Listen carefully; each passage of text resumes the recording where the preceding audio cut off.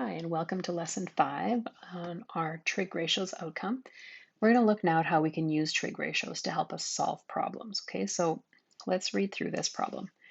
Two students want to determine the heights of two buildings. They stand on the roof of the shorter building.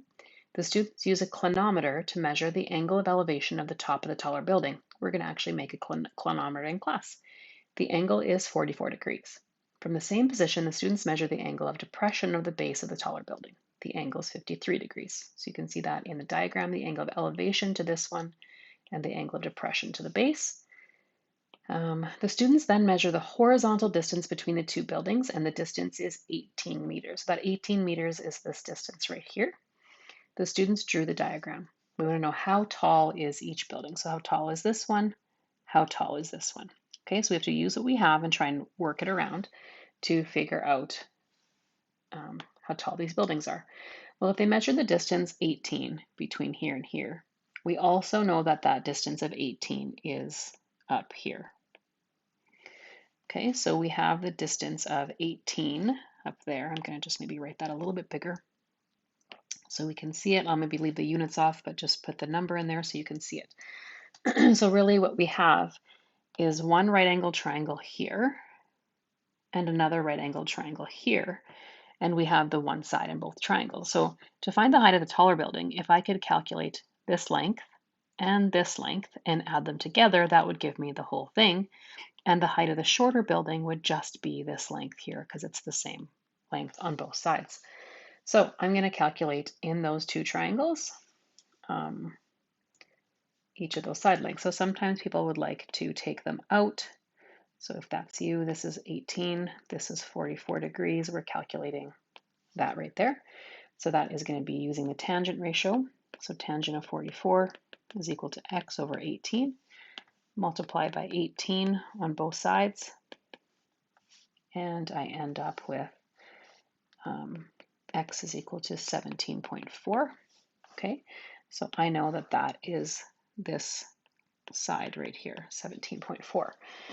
Now I'm going to calculate the side going downward. If I take that triangle out, I know that this is 18 and this is 53 degrees.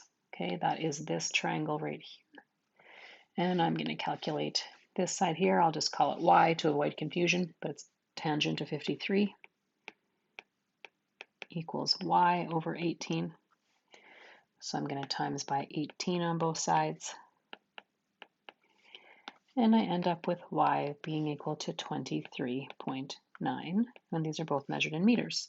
So the tall building, because remember this is the 23.9 here, and 17.4 is the top one. So the tall building we know then will be the two of them added together, 17.4 plus 23.9, which is going to give you 41.3 meters for the tall.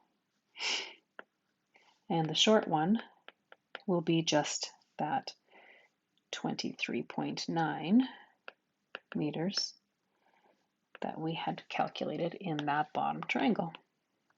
Okay, let's look now at just a diagram question.